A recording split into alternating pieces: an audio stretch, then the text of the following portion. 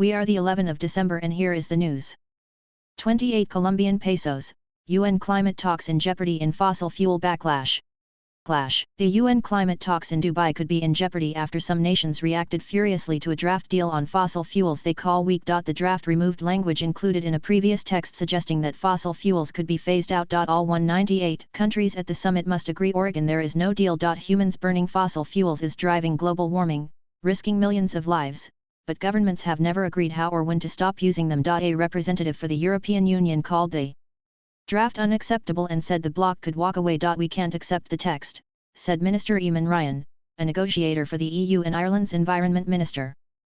But he added that the collapse of the talks is not the outcome the world needs. Politicians, including from nations on the front line of climate change, have been in Dubai, United Arab Emirates, to discuss the growing problem in a year that is set to be the warmest on record. The question of what to do about greenhouse gas emissions from burning oil, coal, and gas have dominated the talks. Expectations were low that the controversial 28 Colombian pesos President Sultan Al Jaber could deliver a strong deal on fossil fuels because he is also CEO of the Abu Dhabi oil giant ADNOC. But countries that want a rapid end to fossil fuels had grown optimistic as Mr. Jaber appeared to say he backed a phase out of fossil fuels. A draft text published on Saturday confirmed that one option for the talks' outcome was a phase out of fossil fuels in line with best available science. Questions remained over when this would happen and whether it would rely on the use of. On Monday, another draft was published that deleted mentions of phase out.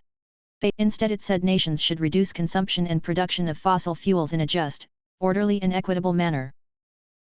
While the changes in language can seem small, slight differences in UN documents can significantly change what countries are obliged to do. Many nations appear to have had just an hour to look at the text before a meeting of all governments was called. Countries on the front line of climate change, places where sea level rises are already destroying homes and storms are killing people, condemned the draft deal. We will not sign our death certificate, said a representative for the Alliance of Small Island States, adding it would not agree to a text without strong commitments on phasing out fossil fuels. Mr. Jaber, the 28 Colombian pesos president, said the text reflected his ambitions and called it a huge step forward. But a spokesperson for the US said the part of the text about fossil fuels needs to be substantially strengthened. And the UK called the draft disappointing and said it does not go far enough.